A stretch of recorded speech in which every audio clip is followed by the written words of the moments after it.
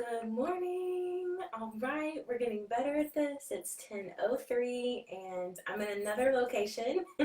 I had totally anticipated setting up in one location this morning and then yeah, a little extra breakfast noise. So I had to relocate again, find another quiet spot. So be sure you guys can hear me. Let me make sure you can really hear me. There you go, but that's better. Um, and then also to be sure that we have a moment together. We're on episode 4. This is the parent hour, power hour of our newminds.tv. And we've been so excited to see so many of you respond so positively and be a part of everything that we have going on with your comments, with all kinds of fun things about what your kiddos are getting up to, and seeing how many times you're sharing our parent power hour, also knowing that it's not just for parents, that it's also for anyone that's here at home, that we can be supporting each other with some specific tips and strategies that can be some things that really help us hang into this together, as well as take care of ourselves so that we can better take care of each other. Hey Janet, good morning. So happy to see you. She's so supportive. Oh my gosh, I think she's on like every single one of our segments from 9 a.m. to 5 p.m. every day, which is amazing. So Ben and Justin are the New Minds Enrichment co-founders. You heard Justin if you tuned in this morning at 9 a.m. for our start the day and inspiration. And yesterday he did some fun singing with us and for us. And then today he shared some of his morning routines, which is awesome because that's one of the first things that we talked about here at Parent Power Hour on Monday, episode 1. It was, how are you starting your day? And number 1, we're starting our day with gratitude. And I love the strategy that he used with the physical thing that you can do for yourself, as well as that you can do with kiddos. And I think that's also really significant because even if you are here, practicing your gratitude, and as you're counting them out and as you're saying them, you can even say them in your head. So if you are sitting, next to your kiddos while they're doing some work, or you're at dinner, or you're at your desk and this is a time where you're taking a little break for yourself, you could even just say it in your head, right? And then people see around you that you are doing something. They're like, what is she doing? Even if it's your family, they're like, Mom, what are you doing? You're like, I'm practicing gratitude. Right? So I like that. That's how I would take that for myself, knowing that a lot of times I end up in this like internal world, which we talked a little bit about yesterday, about the story I'm telling myself, the things that we start to tell ourselves about what's happening, the interpretation of what's going on around us, the our reality versus the actual reality, which is not really reality at all, right? Because don't we all have our own interpretation of reality? Anyway, we won't go that we won't go that philosophical. That's not really what this is about. But I think it's okay if we go there. I like to do some of that thinking in that way. So they also asked Ben and Justin, I almost said Jen, my sister. Oh, Tina's here, and Adam. Good morning. Good morning. Adam's doing our Into the Dungeon verse for New Minds Enrichment. And can you guys tell I haven't talked yet this morning? Like, got out of bed, took a shower, clearly clean hair. You're welcome. And haven't really spoken to anyone, so you guys are the first ones. So I'm kind of stumbling over some of my words. Great, and I see that they've pinned over here a link that if your kiddos are next to you and you have another device that they could hop on, what's really cool about this one is that it's astronauts reading children's books in space. So it's some reading, it's something that your kiddos could do if they're not already doing their own homework, or if you're watching this at a later time that's more convenient for you, that's not here right now at 10 a.m. in Dallas, that you're giving your kiddos something else to do, that especially lap babies, toddlers, that you might be able to have a moment for yourself and bring that in. So we're kind of talking about things that we're grateful for and gratitude, and that's what Justin helped us to get started in our morning inspiration. And yesterday Ben ended with a little call to action for our New Minds team over here, and that was to share our pets. He had his little his little guys were really super cute. He had like a pug and something else really tiny. And then Justin this morning showed his two big dogs. And there is a dog in the house that I live in. I say it in that way because I have roommates, my sister and her husband, and my nephews. They're 4 and 2. And so when I moved back to the States, so I moved back from living in Dubai. I was in Dubai for 8 years, and I was teaching at the American School of Dubai there. And so when I moved back here to the States, I moved back in with my sister and her husband, and they had just built this beautiful new home, and then some other situational things that are going on that I could help out with the family. And so I moved in with them, and it's been one of the most wonderful experiences. I mean, having lived alone 8,000 miles away for 8 years, and then now getting to live with family, like I am so grateful for that, especially getting to spend so many precious moments with my nephews. And my sister and I are super close anyway, and my brother-in-law is probably one of the most kind people in the world, so patient as well. So the thing with him though is he had this dog when my sister dated him and married him, and so it's Jack Russell Terrier. And you notice that my demeanor changes a little bit when I talk about this dog. It's just, he and I have a love-hate relationship. I mean, I, care for him because my brother-in-law does, and it's a part of my nephew's lives. And otherwise, yeah, when he gets upset at things in the house, he usually takes it out on the floor in my room. And I'll open the door to my room. Oh, there's a little pile of a present on my door. So, in my floor, in my room. So instead, and I've never had a pet. I'm not a pet person. Not that that means I hate animals. I mean, that's not a thing at all. I didn't grow up around them. So instead, I don't have a pet to share, but, ooh, that's real close. You're welcome. I have plants. I didn't grow these plants at all. And oh, look, the lilies are just starting to open. I don't actually know that much about plants, but buying fresh flowers has been something that I've really kind of gotten into in the last year or so. I especially like this kind of like wildflower arrangement where it's not perfect, it's kind of wonky. I'm no Martha Stewart. Can aspire, and I can use her as my model, but there's no way I'm going to teach like a flower arranging class. But Trader Joe's is my jam, not an ad. I could live at Trader Joe's and be happy for the rest of my life. And I do go there sometimes just to walk around, just to like feel good. I don't always, well, that's not true. I was going to say I don't always buy something, but I most of the time do. But this is actually an arrangement and then some little pieces here and there from Trader Joe's. And yesterday, I don't know if they're still doing this, but yesterday they were giving away free flowers. They were to every customer that came in and out, and they do have some restrictions at the store right now, at all their stores, no more than 2 of any particular product if you're buying some. So that's pretty cool. And to say thank you to their customers for that, they were giving away free flowers. These are not those, but on some of the other accounts I follow, I was like, of all the days for me not to go to Trader Joe's, like that would have been awesome to get some free flowers. It's simple arrangements. And I love that idea as well, that they're sharing the sunshine, which is actually something that ended up being a little theme for us here yesterday on New Minds. And that's what I feel like when I walk past these kind of wonky looking, some of them are on their last leg flowers, but and I'm sure many of you feel that way about your pets. That's wonderful. But when I walk past them and they're growing, they change every day, right? Like these lilies were all closed and they're starting to open up. And then some of them are, they've had their time in life. I think probably another day or so. Yeah, the second one somehow is all twisted, but they come and go. And when they're here, I walk past them and they bring me so much joy. And when they're not there, I know that they were there at some point, and I remember, oh yeah, those flowers were so beautiful. And it's something that for me kind of keeps on giving. So there you go. That's my pet plant.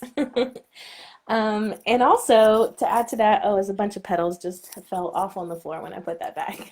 I don't have a completely black thumb. I used to. When I lived in Dubai, I had a pretty pretty dark black thumb. I could not grow, you couldn't even keep a potted plant alive, much less an arrangement of things. So anyway, on that same note, something else that we started bringing in the sunshine, finding the light, looking for the light, and being the change in the world, right? I didn't even know it, but yesterday when I was kind of rambling on as about, being the change and how we might bring the light into the world around us, and how when we bring certain things to the light, other things that are in the darkness, they go away. And I'm going to get to that again. I found this lection. Praise. I was like so frustrated yesterday, and then I even posted after the fact. I added it to the description of yesterday's video, so it's there, and I'm going to read it for you today.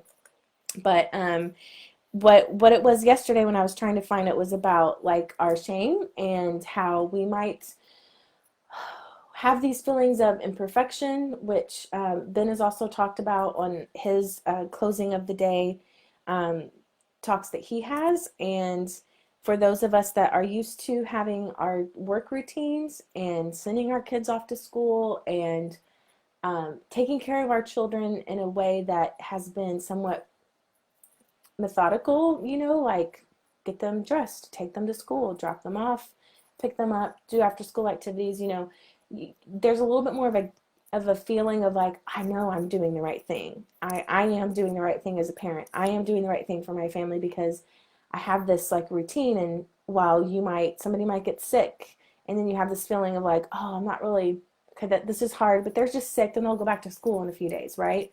So this is a different feeling that we're experiencing, right? Like there's none of this like, check, took them to school, check, they did 2 soccer games, check, they did their, they went to their piano lesson and they practiced piano. Those things are still sort of happening, but they all look really different. And a lot of times those of us who have sort of this, perfectionism, right? These are all different forms of perfectionism, whether you're running away from it, whether you're clinging to it. And when we do that, we start to feel shame. We start to feel afraid. Fear comes from shame. Fear comes from loss. Fear comes from a lot of places, but we talked about that a few days ago. And when we bring our fears, when we bring our shame into the light, then they shrink. So I'm just going to read it to you because, again, it's not my words. I'm passing on some inspiration that I've had and hoping that you can then move on. Sorry. Oh, good. Shay's here. Hey, Shay. Good morning. Good morning. Look, my voice is working now. I've been talking for like 5 minutes. So if our story includes, and this is from Rising Strong by Brené Brown, and it's on the chapter about composting failure, which composting is also a thought I had this morning. I was like, we should be composting our food. So anyways, back on track. Squirrel. No, just kidding. Okay. If our story includes shame, perfectionism, or comparison, and we're left feeling isolated or less than, we need to employ 2 completely counterintuitive strategies. We need to, number 1, talk to ourselves in the same way we talk to someone we love. Another way of thinking about that for me that really clicks in is imagine that there's someone that you just rubs you the wrong way, always is way off base of what you value and your family values. Their way of communicating is extremely different from yours. Maybe it's someone that's even said terrible things about your family or you, or just someone that's not really, I don't want you to spend a lot of time here, but get that person in your mind, okay? And name that person. Some of you probably heard of this before. And when I first experienced this, I was like, oh, I have a name right away. I have a name right away. And I'm not going to say it. It's not anybody that's ever going to watch this. This person is not, purposefully, this person is not in my life in any sort of capacity at all whatsoever. Not even people that are in that person's life are really in my life. So anyway, moving on. I've named that person. And whenever I start having that negative talk in my head about myself, to myself, things that I'm feeling, that mistakes I've made, things, regrets that I leave a conversation with someone and I'm like, why didn't I say this? This would have been the perfect thing. Then I say, hey, wait a minute, I'm just going to call her sis because that'll be easier for me to do that. Her name is not sis, but I say her name in my head. I say, oh, sis, I hear you. You stop that right now. You don't get to talk to me like that. And that has given me so much more. And I've even done it out loud, like leaving my car or driving in my car, leaving a meeting, leaving uh, any other kind of interaction, social interaction that I've had with someone. I'll be driving and I'll be, oh, so upset and fired up and my face is red and all of that. And I'll be like, I almost said her name. I'll be like, sis, you just, nope, I hear you. You are not, that's not okay. You can't say that to me. Or if I'm feeling anxious about something, self-conscious about something, even this morning before I got on here, I was like, sis, nobody cares about your hair. Because I was going to get on and be like, oh, you guys, I'm so sorry. My hair's all wet. Usually it's dry. But I was like, nobody needs to hear any of that mess. Like, you've all got your own mess going on anyways. And all of our messes, guess what? They're ours. We all have our own mess. And my mess is different than your mess, and yours is different than your husband's, and your husband's is different than your 18-year-old's, and everybody has their thing. So why would we even start to compare our messes to each other's messes? Number one. Number two, each of us have this mess in our head that doesn't give us any strength. It doesn't give us any connection to who we're actually meant to be. So step one, Brené Brown says to talk to ourselves in the same way we talk to someone we love. So the next level of imagining that person in your head is to name them, and then imagine that person talking smack about you in front of your kids.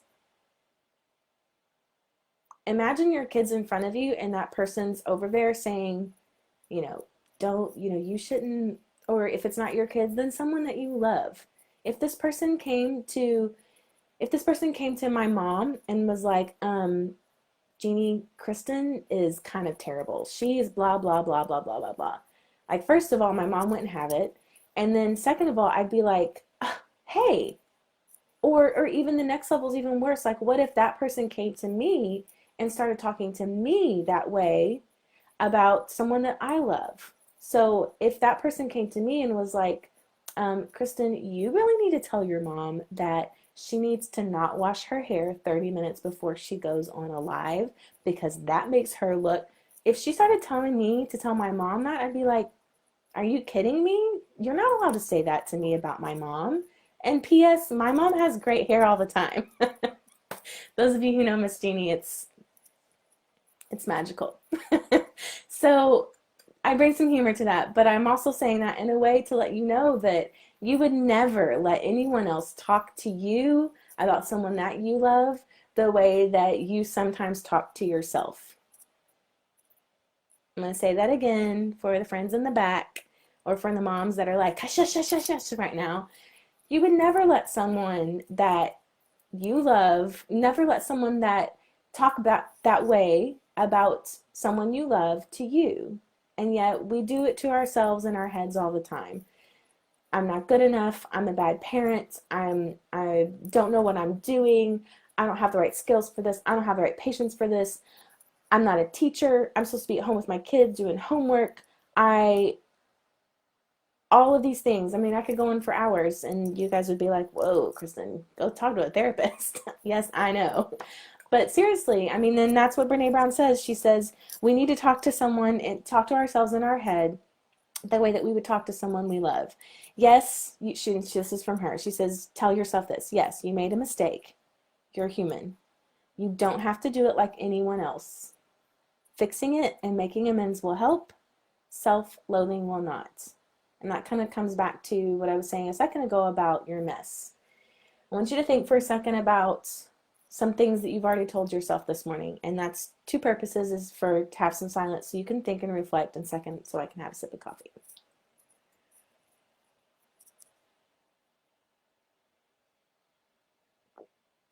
Think about those things, and if someone were to say those things to you about someone you love, how would that make you feel?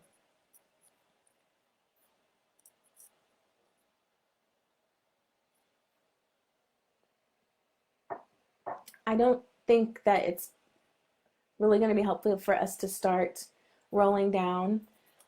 Yes, Tina says embrace the mess. And Shay's right here preaching along with us. Yay, triple exclamation points, right? Um, I'd like to see a thumbs up if you named that person. And right now, that you've also, whatever things that you just reviewed about some things that you told yourself in your own head this morning about mistakes, failures, other things that you are finding that are the stories you're telling in your head. I was deciding if I was going to share the real words with you or not. Brené Brown calls it an SFD, we'll say sloppy since this is family friendly, but it's not that word. Sloppy first draft, right? That we're interpreting our experience inside of our heads with a very strong SFD. And then we put it out in the light. So that's step 2. Okay. I'd like to see some thumbs up if you've named your person. And if you've already told this person right now, you're reflecting back on what you just remembered that you told yourself that wasn't the real thing. And now you've named that person and you told her to shut it. You've told her to be like, hey, no more. You're not allowed to say that to me. See some thumbs up? Oh yeah, I see some thumbs up coming in. Good, I'm glad. I would ask for what you'd name them, but I don't want to put anybody in that position. You'll be like, her name's Kristen, and then I'll have a whole, no, you wouldn't do that. I know you wouldn't. You're good people. Okay, so the second step is to reach out to someone we trust. So number 1, talk to yourselves in the same way we talk to someone we love. And number 2, reach out to someone we trust, a person who has earned the right to hear our story and who has the capacity to respond with empathy. That doesn't mean that you're going to go to that person and say, fix me. That doesn't mean that you're going to go to that person and say, excuse me, these are all the things that I'm feeling about myself and validate me. No. It's not that. It's to go to someone and say, listen, I'm making a mistake. I'm human. I did this. And I'm not. Just saying that out loud to a friend, someone that you trust, whether that's in person, that's here in your house with you for the next, we're not going to put a timeline on it, or if it's on FaceTime. Yesterday I FaceTime with 4 of my closest girlfriends that we've had a chat group for forever, but and this is definitely like a single girl thing, like to have chat groups and hang out on FaceTime with your friends, but it was so healing for me. And it was so just to see them in Switzerland and in Belgium and Houston and in Minnesota. And I'm here in Dallas.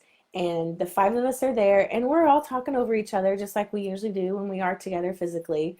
But just to be in that moment in time of like humor with them. And then also, I mean, we were like playing a movie guessing game. One of them had a card, a board game, and she was like reading off like, what's this movie, and we were all guessing and playing around, and there was wine involved, and it was 2 o'clock in the afternoon, so I had some more coffee. But moral of that story is, those are some of the people that when I am, and it felt really vulnerable to me to talk to them about what's going on here. And I think I said that a little bit yesterday. I was like, it's so much easier for me to talk to you all as technically in my brain people I don't know, which I do know a bunch of you, than it is to the people that I, have really actually had a lot of down and dirty conversations with, as far as like, this is my struggle, this is what I'm going through. And find those people, even if it's FaceTime, Marco Polo, not an ad, but like just getting it out there, verbalizing it, because as I was trying to get to yesterday, and now I'm coming to a close with this, is that because shame can't survive being spoken. When you reach out to someone you trust with the shame, the fear, the things that you're experiencing, it can't survive being spoken. Shame thrives, fear thrives on secrecy, silence, and judgment.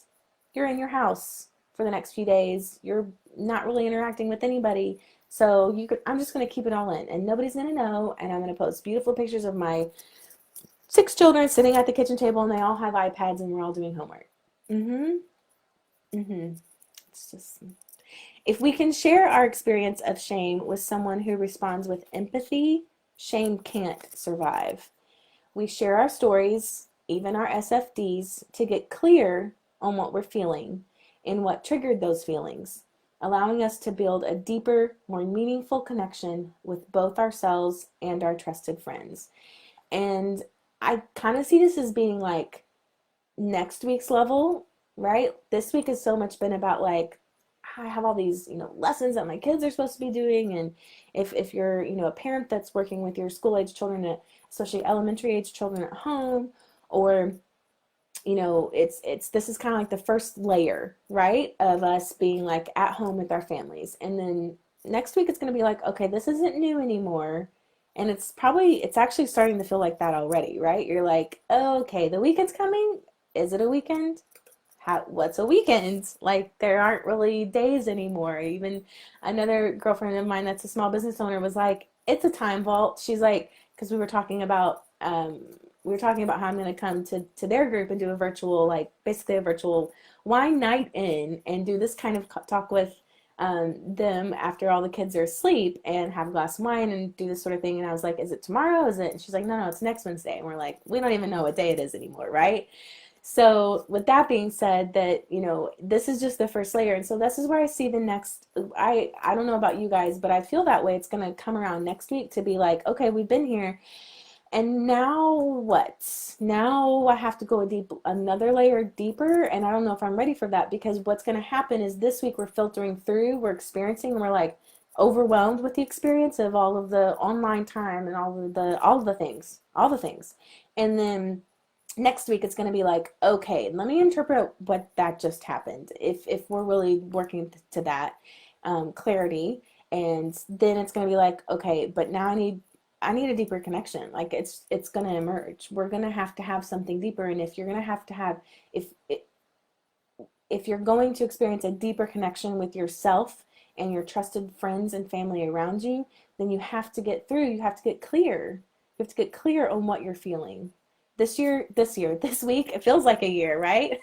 We're on episode 4 of NewMinds.tv, and it's already a year. But this week we're in the feelings.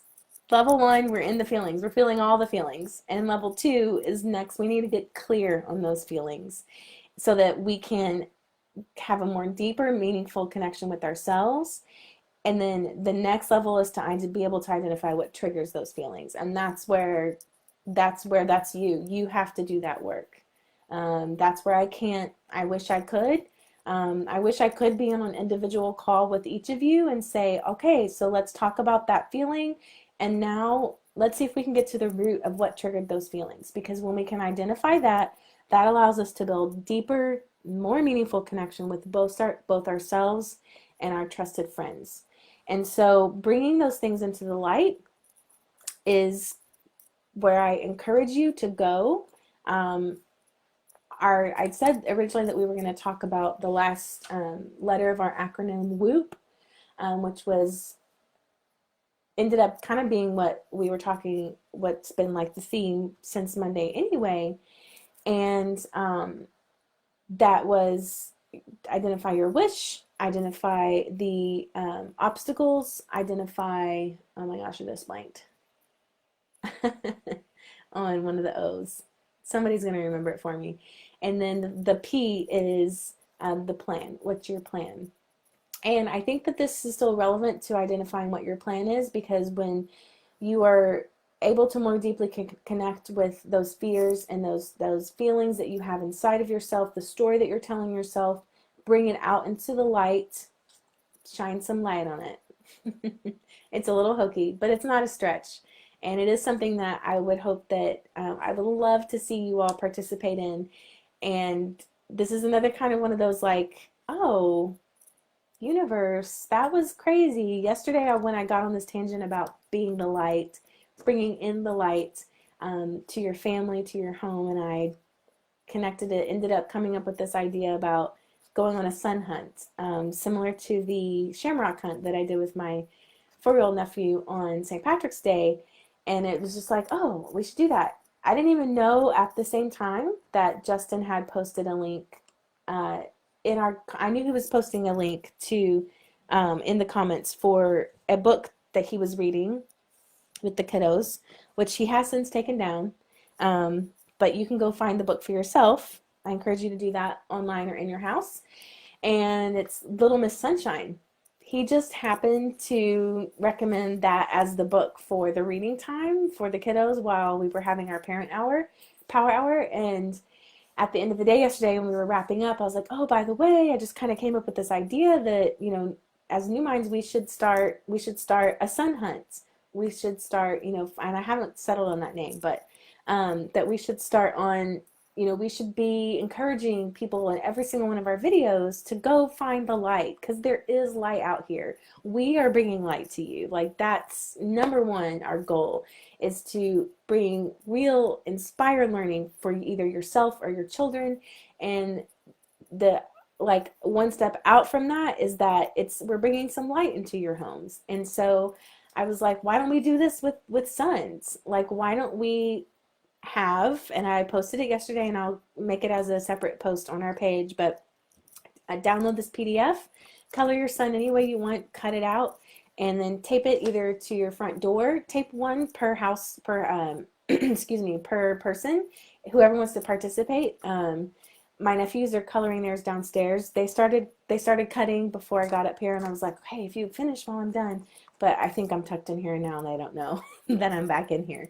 But when they get finished cutting theirs out, we're going to tape these to one of our front windows, and we are going to encourage our neighborhood to do the same, so that when we go on our sunset walks, that's sunset strolls, that's what we're calling them, when we get out of the house to go walk around the neighborhood, we can go and we can see our neighbors that are also bringing the lights to our community, and we can go hunt for other suns. And then I would love to see these in other places as well. So there is a link that you can download to cut one of these out and color it any color you want, whatever makes you feel good, whatever brings you happiness and joy. If you live in an apartment building, tape it on your front door. Tape it on the elevator as you go up to your apartment if you have elevators. I was imagining Dubai apartments in my head. Tape it on their stairwell. Tape it in places around your community where you know that there needs to be some light, where people might pass by and be like, what's that? And then all of a sudden we'll all be like, oh, it's a sun hunt. Like, let's go on a sun hunt. See what kind of happiness, what kind of light we can bring today. And I think that that's ultimately my hope for you all, is that in some of these strategies and some of these ways of thinking, that you're able to be better for yourself, be the light in your families, for the people that you are supporting, and that we can be that for you all. I'd love to see pictures of your sons posted in your homes, or even if it's just inside your house, if you want to bring some light inside of your house. Or if you go on walks in your neighborhoods or in other places, I would love to see those pictures. I'd also really like to hear about how some of these strategies are working for you. Had a funny story about someone who shared yesterday in a DM about, she was doing some self-talk, and her husband was like, what is happening? And she's like, what's happening is I'm telling myself. And I was like, yes, girl. Yes, we are all here together. I know I'm not the only one that's feeling this way. I know that, all of us, look, my hair's starting to grow now that it's starting to dry. You're welcome. Hey, sis, stop that. Okay, I almost said her name again. It was really close. All right. We care about you guys. We are looking forward to continuing these sessions, these segments. We're still working on what to call them. We're excited to tell you that so very soon, so very, very, very soon, newminds.tv, our site, is going to be up, where you can access all of these videos and more. All of the downloadable links for not just our sun hunt, but also we've had some little Easter eggs hidden in some of our comments, and some of the descriptions of our videos that are some free downloadable lessons. And even if you watch, there's even a whole webinar on, it's called Beauty of Imperfection. It's a whole webinar. It comes full with the workbook. That's also hidden in some of our descriptions and comments. So it's for parents, for adults.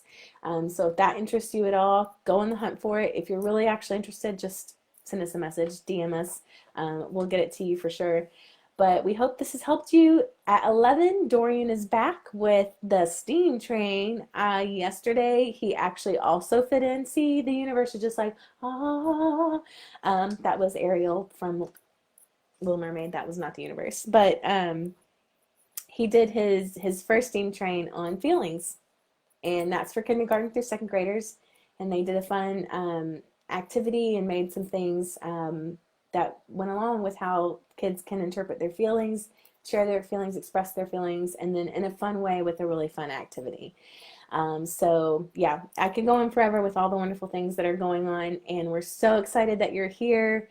I'm going to sign off and say, hope you have a lovely day and you bring lots of sun and joy, and tell that person inside of your head, shut it. All right, guys, we'll see you tomorrow. Bye-bye.